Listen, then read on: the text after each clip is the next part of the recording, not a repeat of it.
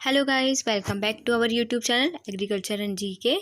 My self Anjali Namdev और हम आज बात करेंगे मोस्ट इम्पॉर्टेंट एमसीक्यू क्वेश्चन के बारे में एग्रीकल्चर इकोनॉमी के, जो कि आपके एफसीआई एजीएम के लिए एग्ज़ाम के पॉइंट ऑफ व्यू से बहुत ज़्यादा इम्पॉर्टेंट है।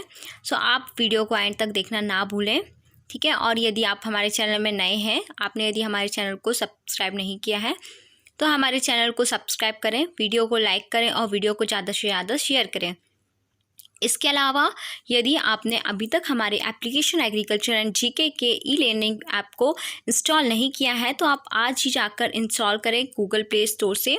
यहाँ पे आपको फ्री में ई बुक दी गई हैं कुछ, जिसे आप डाउनलोड करके ऑफलाइन भी पढ़ सकते हैं। इसके अलावा एग्रीकल्चर और एलिट सब्जेक्ट के कोर्सेज को लॉन्च कर दिया गया है। आप चाहें तो इधर से जाके टेस्ट सीरीज़ को परचेस कर सकते हैं, कोर्स को परचेस कर सकते हैं, जो कि आपके एग्ज़ाम के लिए बहुत ही हेल्पफुल रहेगा, ठीक है। सो आप यदि अभी तक हमारे एप्लीकेशन को इंस्टॉल नहीं किया है तो तुरंत जाकर हमारे एप्लीकेशन को इंस्टॉल करें। ओके, तो हम बात करेंगे क्वेश्चंस की, इंपॉर्टेंट क्वेश्चन की, तो वही बात करेंगे the difference between GNP and NNP is equal to, जो GNP है ना, और NNP is equal to the, ये किससे इक्वल है? तो आप बात करोगे consumer expenditure on durable goods.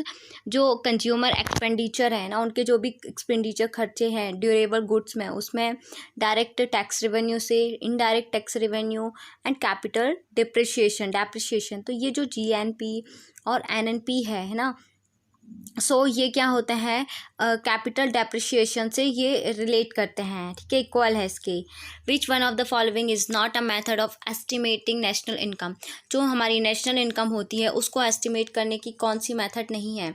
First आपका product method, export import method, income method और एक्सपेंडिचर मेथड। जो इसमें हमारा जो प्रोडक्ट मेथड है उसका जो क्या होता है, नेशनल इनकम में उसको एस्टिमेट किया जाता है। एक्सपोर्ट इंपोर्ट मेथड एक ऐसी मेथड है जिसमें कि जो एक्सपोर्ट हो रहा है, जो इंपोर्ट हो रहा है, उसमें इसको इंक्लूड नहीं किया जाता। इस मेथड से इसको नेशनल इनकम को नहीं एस्टिमेट किया जाता है। तो ये जो ऑप्शन होगा ऑप्शन नंबर बी, ठीक है। The national income in India is estimated by the, जो नेशनल इनकम है इंडिया में वो किसके द्वारा एस्टिमेटेड की जाती है? इंडियन स्टैंडर्ड इंस्टीट्यूट के द्वारा, Indian statistical institute, central statistical organisation, national council of applied economic research. तो इसका जो आंसर होगा, जो सेंट्रल स्टैटिस्टिकल ऑर्गेनाइजेशन है CSO, इसके थ्रू जो क्या होता है, हमारी जो नेशनल इनकम है इंडिया की उसको एस्टिमेट किया जाता है, ठीक है। क्वेश्चन नंबर 4 है गरीबी हटाओ eradicate poverty slogan was coin during the, तो ये जो गरीबी हटाओ जो वो वाला जो स्लोगन था, नारा था, वो कब कॉइन किया गया था? फर्स्ट प्लान में, सेकंड प्लान में, थर्ड प्लान में, फोर्थ प्लान में? तो इसका आंसर होगा option number D, fourth plan में इसको कॉइन किया गया था, ठीक है। एंड नेक्स्ट हम बात करेंगे कि फिफ्थ जो क्वेश्चन है वो है minimum needs programme was initiated during the, जो मिनिमम नीड्स प्रोग्राम है वो इनिशिएट किए गए थे, कब किए गए थे? फर्स्ट प्लान में, सेकंड प्लान में, थर्ड प्लान में या फोर्थ प्लान में? तो ये है फोर्थ प्लान में। Adult education was added to the minimum needs programme during, जो एडल्ट एजुकेशन है ना, मिनिमम नीड प्रोग्राम को कब एडिट किया गया था, किस दौरान किया गया था? फोर्थ प्लान के अंदर पे, ये फिफ्थ प्लान, सिक्स प्लान और सेवन प्लान। तो इसका जो आंसर होगा वो होगा सिक्स प्लान में, ठीक है। देन क्वेश्चन नंबर 7 है इन्फ्लेशन इज कॉज्ड बाय, जो इन्फ्लेशन होता है ना मनी में या प्रोडक्शन में, तो वो किसके थ्रू होता है? इंक्रीज इन मनी सप्लाई के इंक्रीज में, इंक्रीज इन प्रोडक्शन में, डिक्रीज इन प्रोडक्शन में, एंड बोथ एंड AC, मतलब कि increases in money supply, decreases in production. तो क्या होगा जब भी मनी सप्लाई इंक्रीज होगा, जब या आप बोल सकते हो जब प्रोडक्शन कम होता है तो मनी जो उसका सप्लाई होता है वो इंक्रीज हो जाता है, तो इसको बोलते हैं इन्फ्लेशन। इसके थ्रू होता है both A and C। Which one of the following is not a cure of inflation? better capacity utilization, lowering bank rate, public distribution system, lowering budget deficit. इसका आंसर होगा लोअरिंग बैंक रेट, मतलब कि इसका जो cure of inflection का नहीं है, ठीक है, lowering bank rate. Then question number 9 की बात करेंगे which of the following is not a feature of Indian agriculture, इनमें से कौन सा इंडियन एग्रीकल्चर का फीचर नहीं है? Inequalities of land distribution, land distribution में जो इनइक्वालिटी होती है, मतलब कि अलग अलग है ना, इनएडिक्वेट क्रेडिट फैसिलिटी, अपर्याप्त मात्रा में जो क्रेडिट की फैसिलिटी वो, मेजॉरिटी ऑफ बिग फार्मर्स, जो बड़े बड़े फार्मर्स हैं उनकी मेजॉरिटी है, लो लेवल ऑफ प्रोडक्टिविटी, जो प्रोडक्टिविटी है उसका लो लेवल है। तो इसका आंसर होगा option number C, majority of big farmers. ठीक है, तो ये जो है फीचर वो इंडियन एग्रीकल्चर का नहीं है, क्योंकि हमारे यहाँ बड़े बड़े फार्मर्स तो हैं ही नहीं, है ना। तो ये है land reforms provide means finance for improving fertility of land holding, मतलब कि जो फाइनेंस है इम्प्रूव करने के लिए, फर्टिलिटी ऑफ लैंड होल्डिंग जो है हमारे पास, उसकी फर्टिलिटी को इंक्रीज़ करना है।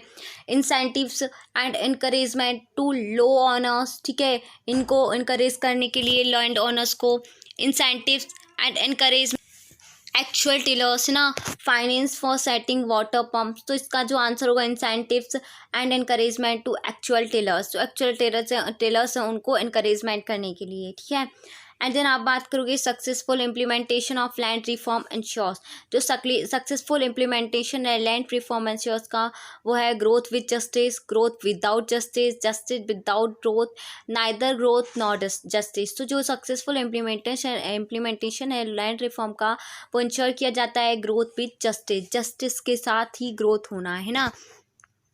एंड देन बात करेंगे India has different categories of commercial banks, which of the following is not one, मतलब बता रहे कि जो इसमें ये ऑप्शन दिया है, यहाँ ऑप्शन है नेशनलाइज्ड बैंक, है ना, commodity banks, cooperative banks, private banks. तो इसमें से देखो ये जो कमर्शियल बैंक है, नेशनलाइज्ड भी कमर्शियल बैंक है, कोऑपरेटिव बैंक्स भी है और प्राइवेट बैंक्स भी कमर्शियल बैंक के लिस्ट में आते हैं, कैटेगरी में आते हैं। लेकिन जो कमोडिटी बैंक है, इस तरीके का तो कोई बैंक हमने नहीं सुना, और ना ही इस तरीके का कोई बैंक कमर्शियल बैंक की कैटेगरी में आता है। ठीक है, तो ये नहीं है, सो आपका आंसर हो जाएगा commodity bank. The money which government of India spends on the development of the infrastructure in the country comes from which of the following source? जो मनी है गवर्नमेंट ऑफ इंडिया की जो स्पेंड करता है development के लिए, infrastructure जो हमारी कंट्री में इंफ्रास्ट्रक्चर होता है उसके जो डेवलपमेंट के लिए गवर्नमेंट ऑफ इंडिया के थ्रू मनी जो स्पेंड की जाती है, from which one of the following source, किससे आता है? तो लोन फ्रॉम वर्ल्ड बैंक से या ABD एक्सेट्रा, है ना। Tax collected from the people, जो टैक्स कलेक्ट किया जाता है जो पीपल से, लोन फ्रॉम RBI या RBI से लोन ले लेते होंगे। तो इसका आंसर क्या होगा? ओनली ए, या तो लोन, ये क्या लोन लेते होंगे वर्ल्ड बैंक से ना। Tax collected from the people, जो बी आंसर होगा, सिर्फ बी, जो टैक्स पीपल के द्वारा कलेक्ट किया जाता है। सी, लोन फ्रॉम RBI से लोन लेते हैं, और ये ऑप्शन नंबर D ABC। तो इसका आंसर क्या हो जाएगा? Option number D ABC। ये जो हमारे यहाँ जो भी हमारी इंडिया में हमारी कंट्री में जो भी इंफ्रास्ट्रक्चर होता है, जो भी गवर्नमेंट ऑफ इंडिया कराती है, लाइक रोड बनवाना या कुछ भी इससे रिलेटेड, तो ये जो रहता है ये लोन लेती है या वर्ल्ड बैंक से या तो फिर RBI से लेगी, और जो टैक्स कलेक्ट करती है उससे ही उसका स्पेंड करती है। ठीक है, ये था क्वेश्चन नंबर 13। अब हम क्वेश्चन नंबर 14 की बात करेंगे। Which of the following organisations agencies has established a fund known as investor protection fund. तो इनमें से जो आपको ऑप्शन दिए हैं, इन ऑर्गेनाइजेशन में कौन सी एजेंसी ये है कि जो फंड को, जो इन्वेस्टर प्रोटेक्शन फंड को एस्टैब्लिश करती है? फर्स्ट आपका है नाबार्ड, बॉम्बे स्टॉक एक्सचेंज, ठीक है, SEBI and none of these. तो इसका आंसर होगा सी, सेबी जो है वो इन्वेस्टर प्रोटेक्शन फंड के नाम से जाना जाता है, या ये एस्टैब्लिश किया गया। विच of the following department of government of India is helping in disbursement of rural credit by banks. तो इनमें से कौन सा department of government of India का है जो कि हेल्प करता है रूरल क्रेडिट को बैंक के through? Post telegraph and state road transport, ठीक है, रेलवे। तो ये तो कोई नहीं कर सकता होगा, है ना। इसमें से नन ऑफ दिस इसलिए आएगा क्योंकि जो रूरल क्रेडिट है बाय बैंक्स के थ्रू, तो इस पर कोई बैंकिंग तो है नहीं इस पर, इसलिए क्या हो गया? None of these. ठीक है, which of the following banks are allowed to operate foreign currency accounts, मतलब कि इनमें से कौन सा बैंक है जो कि अलाउ करता है, ऑपरेट करता है फॉरेन करेंसी अकाउंट्स को?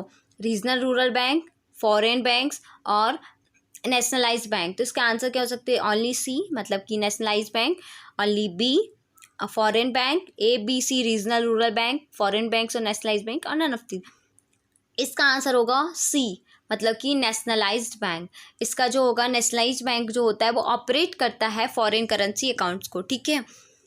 एंड देन 17 क्वेश्चन की बात करेंगे, which of the following countries is the largest consumer of gold. मतलब कि इसमें से कौन सी कंट्री है जहाँ पे गोल्ड का कंज्यूमर सबसे ज़्यादा होता है, सोने का, है ना। तो ये तो इंडिया ही हो सकता है, ठीक है। इंडिया में ही तो सबसे ज़्यादा लोग सोना पसंद करते हैं, सोना का कंज्यूम करते हैं, गोल्ड का, है ना। Bangladesh, India, Russia and USA. तो इसका आंसर होगा इंडिया, ठीक है।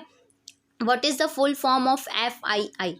तो जो FII है उसका फुल फॉर्म क्या है, फॉरेन इन्वेस्टमेंट इन इंडिया, जो foreign investment in India, foreign indirect investment, foreign institutional investment या फाइनल इन्वेस्टमेंट इन इंडिया। तो इसका आंसर होगा फॉरेन इंस्टीट्यूशन इन्वेस्टमेंट, इसका आंसर होगा ऑप्शन नंबर सी, ठीक है। Which of the following is a public sector unit. Public sector unit कौन सी है, आप देखोगे HDFC, ICIC, TCS और भेल।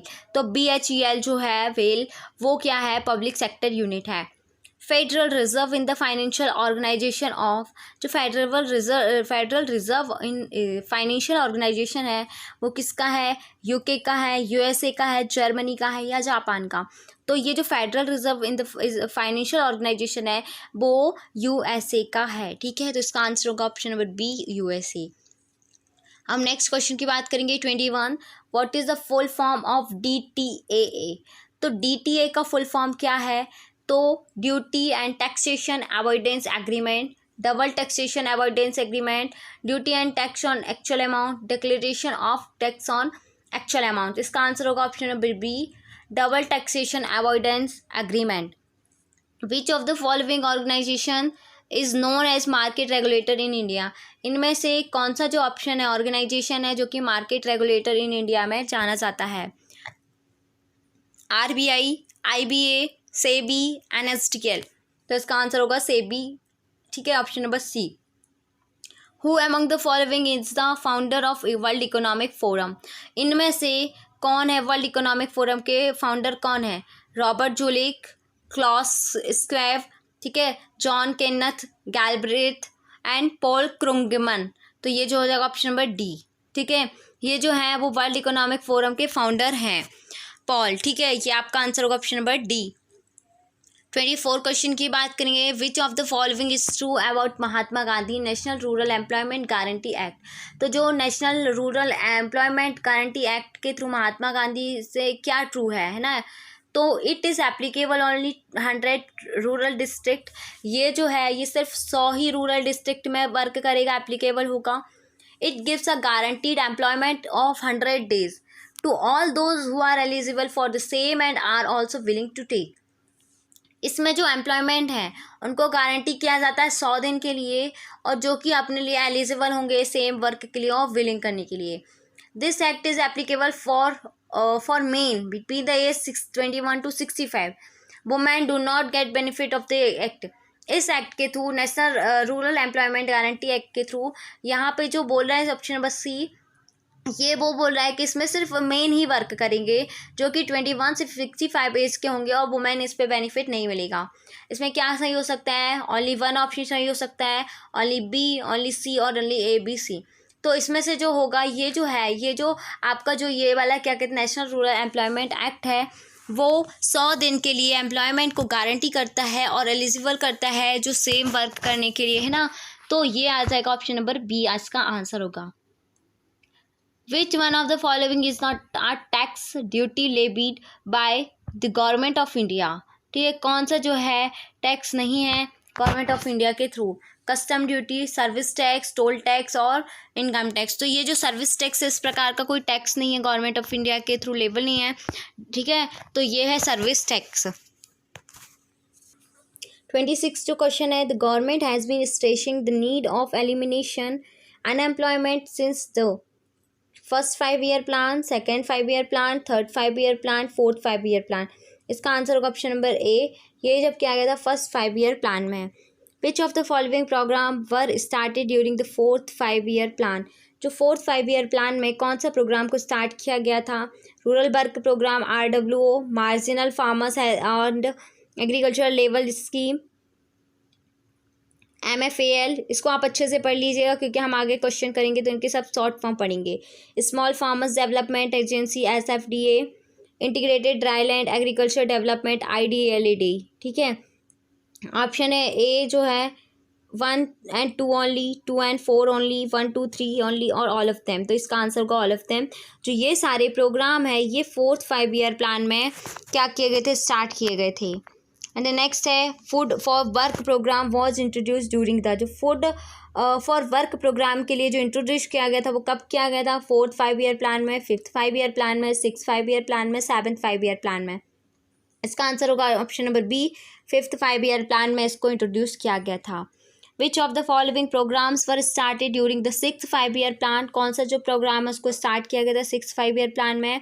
National rural employment programme INREP है ना, rural landless employment guarantee programme RLEGP, integrated rural development programme IRDP, Jawahar Rozgar Yojana JRY 1 and 2, 2 and 4, 1 2 3, 1 2 4।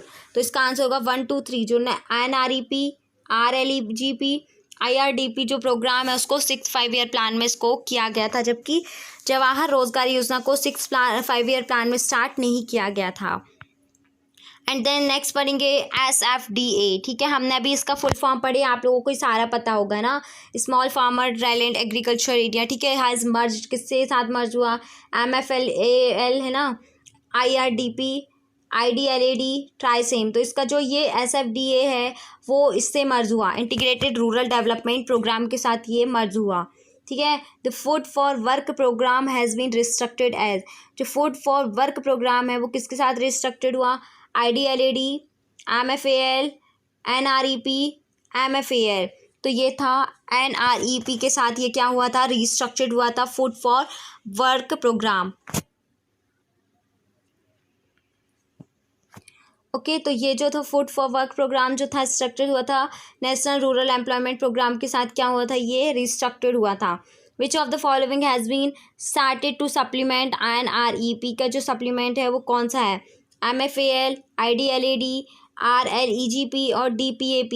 तो इसका आंसर होगा ऑप्शन नंबर C, RLEGP, ठीक है। तो आपको इसको ये जो फुल फॉर्म है आपके स्टैंड फॉर है ना, ये भी पूछे जा सकते हैं। तो आप जो इनको मैंने यहाँ पीछे बताया है देख लीजिए, आपको ये इसके फुल फॉर्म आपको यहाँ पे दिए गए हैं, इनको भी आप अलग से कॉपी पे नोट कर लीजिएगा, यहाँ पे देख लीजिए ये, ठीक है। तो इनको भी आप लोग अच्छे से ध्यान से पढ़ लीजिएगा, ठीक है। नेक्स्ट मैं बात करूँगी ट्राइसेम डील्स पे। जो ट्राइसेम है वो किससे डील्स करता है, फर्स्ट आपका training of young scientist for employment, जो यंग साइंटिस्ट हैं उनके साथ ट्रेनिंग करना, training for rural youth for self employment, या जो रूरल यूथ हैं, जो गांव में रहने वाले जो यूथ हैं ना, उनको सेल्फ एम्प्लॉयमेंट के लिए ट्रेनिंग देना, training for young students for employment, all of these. तो इसका आंसर होगा जो ट्राइसेम है वो क्या करता है, उसका वर्क रहता है कि जो रूरल यूथ हैं उनको सेल्फ एम्प्लॉयमेंट के लिए ट्रेनिंग दी जाती है।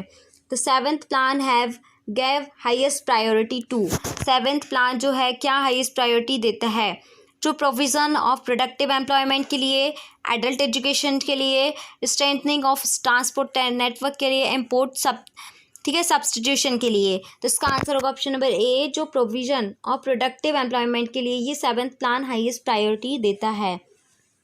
35 क्वेश्चन की बात करेंगे।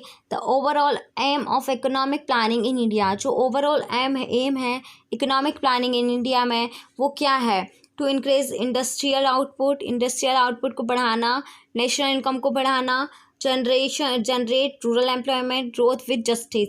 इसका आंसर होगा option number D, growth with justice.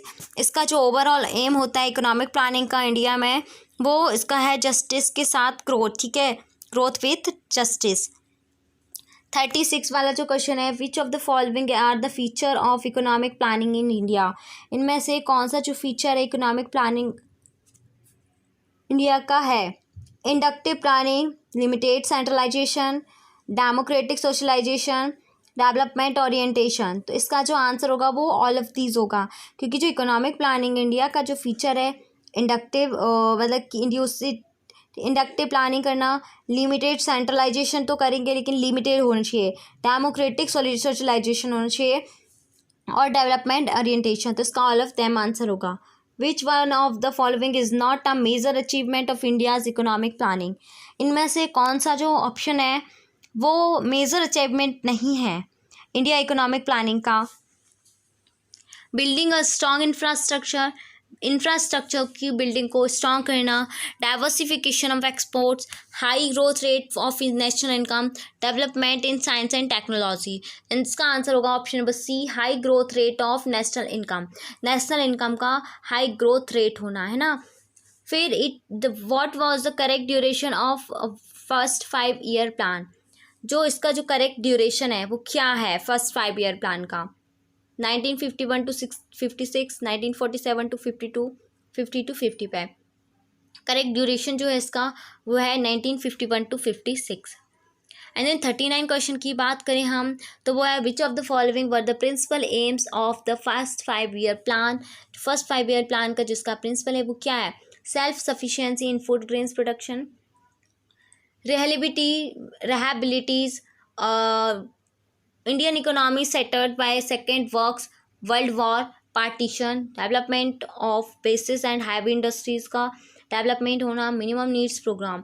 इसका आंसर होगा ए एंड टू क्या थर्ड एंड फोर्थ या first two four and all of these. तो इसका आंसर होगा 1 और 2। Self sufficiency in food grown production जो प्रिंसिपल एम है फर्स्ट 5 ईयर प्लान का कि खुद की जो सेल्फ सफिशिएंसी है उसको फूड ग्रेन का प्रोडक्शन होना। रेबिलिटीज़ जो है रेबिलिटेड इंडियन इकोनॉमिक सेक्टर जो है by second world war and partition से उसको रेबिलिटीज़ देना है ना।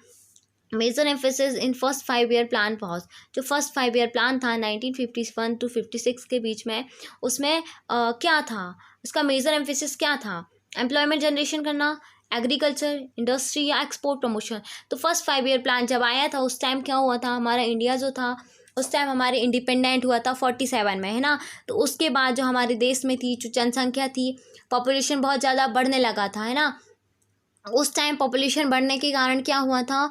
वहाँ के जो लोग थे पॉपुलेशन बढ़ने से उनका जो खाना था वो कम हो गया, मतलब कि भोजन की कमी पड़ने लगी। तो उसके टाइम पे क्या भूखमरी वाली कंडीशन आ गई। इस टाइम 5 ईयर प्लान का जो मेन एम था वो ये था कि एग्रीकल्चर मतलब कि जो क्रॉप प्रोडक्शन को ज़्यादा से ज़्यादा फूड को इंक्रीज़ करना, फूड प्रोडक्शन को क्या करना? इंक्रीज़ करना।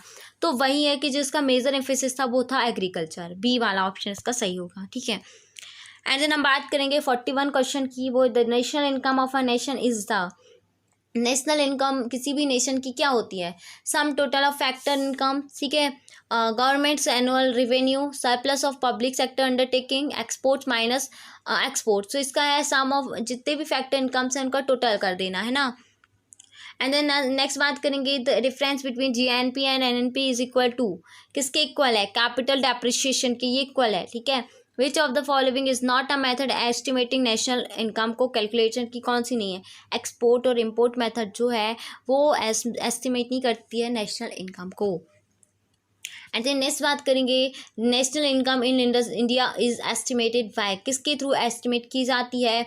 तो ये है Indian statistical institute, Indian standard institute, central statistical organisation, national council of applied economic research. इसका आंसर होगा option number C, central statistical organisation के थ्रू एस्टिमेट किया जाता है नेशनल इनकम को। Which of the following feature of Indian economy cause problem in the measurement of national income. तो इनमें से कौन सा फीचर है जो इंडियन इकोनॉमी में प्रॉब्लम को किस करता है मेजरमेंट करने में? तो इलिट्रेसी, है ना, rapid growth of public sector, non monetised consumption in the villages, people holding multiple jobs, ठीक है। तो ये क्या प्रॉब्लम करता है? तो इसका जो 1 और 2 होगा, 1 2 3 4 होगा, 1 2 3 होगा, 1 3 4 होगा। तो 1 है इलिट्रेसी, इसका आंसर होगा, ठीक है। इलिट्रेसी होने से ये भी है। एक फिर है थर्ड वाला नॉन मोनेटाइज्ड कंजम्पशन इन जो villages, people holding multiple jobs, people है वो बहुत सारी जॉब को एक साथ करें। इसका आंसर होगा option number D, 1 3 and 4। Which of the following is not a problem of estimation of Indian national income. जब इंडियन नेशनल इनकम को करते हैं कैलकुलेट करते हैं इनमें से कौन सी प्रॉब्लम नहीं होती है? नॉन मोनेटाइज्ड कंजम्पशन ये तो होता है, रैपिड इंडस्ट्रियलाइजेशन, फिर है इलिटरेट पीपल और पीपल होल्डिंग मल्टीपल जॉब्स। तो ये जो रैपिड इंडस्ट्रियलाइजेशन है ये क्या होता है? ये जो एक प्रॉब्लम है जो कि इंडियन इकोनॉमी को एस्टिमेट करने में प्रॉब्लम नहीं करती है। एंड नेक्स्ट 47 वाली क्वेश्चन की बात करें, which of the following is not a poverty removal programme, इनमें से कौन सा जो प्रोग्राम है वो पॉवर्टी को रिमूव नहीं करता है। NREP का तो उद्देश्य है कि वो पॉवर्टी को रिमूव करता है। IRDPP HYV भी तो है, HYV मतलब कि ठीक है, जो हमने पढ़ा था हाई यील्डिंग वैरायटी जो प्रोग्राम था उसका भी उद्देश्य है पॉवर्टी को रिमूव करना। लेकिन जो इसका जो RLEGP है वो क्या करता है, पॉवर्टी रिमूवल प्रोग्राम नहीं है। The minimum needs programme was initiated during the, जो मिनिमम नीड्स प्रोग्राम है वो इनिशिएट किया गया था कब, फर्स्ट प्लान में, सेकेंड प्लान में, थर्ड प्लान में या फोर्थ प्लान में, तो ये फोर्थ प्लान में। Adult education was added to the minimum need programme during, adult education जो है वो ऐड किया गया था मिनिमम नीड प्रोग्राम में, कब किया गया था, सिक्स्थ प्लान में। The price rise in Indian economy is the continuous phenomena since first plan, second plan, third plan, fourth plan। तो इसका आंसर होगा सेकेंड प्लान में जो था, जो इंडियन इकोनॉमी में प्राइस राइज हो रहे थे वो कंटिन्यूस फिनोमेना था, ये था सेकेंड प्लान के ड्यूरेशन पे। तो यहाँ पे हमारे जो 50 क्वेश्चन हैं यहाँ पे हमारे कंप्लीट होते हैं agriculture and economy, agriculture economy के। सो आई होप सो आपको इस पर कोई डाउट नहीं होगा, आपको अच्छे लगे होंगे क्वेश्चन आंसर, और आप जब एग्ज़ाम्स में जाओ तो उसको पढ़ के जाइएगा, है ना। इम्पॉर्टेंट है ये, आपके एग्ज़ाम पॉइंट ऑफ व्यू से बहुत ज़्यादा इम्पॉर्टेंट है। तो वीडियो कैसा लगा आप लाइक करके ज़रूर बताएं और वीडियो को कमेंट करें। और इसके अलावा यदि आपने अभी तक हमारे एप्लीकेशन को इंस्टॉल नहीं किया है तो हमारे एप्लीकेशन को जल्दी से इंस्टॉल करें ना, ताकि आपको भी हेल्प मिले। और हमारे एग्रीकल्चर एंड जीके के जो टेलीग्राम में चैनल है उसको भी आप ज्वाइन करें, वहाँ पे आपको डेली क्विज़ेस दी जाती हैं, आप उनको भी सॉल्व कर सकते हैं, ठीक है। इसके अलावा आप हमारे चैनल को अभी तक सब्सक्राइब नहीं किया है तो आप हमारे चैनल को सब्सक्राइब भी करें। So thank you.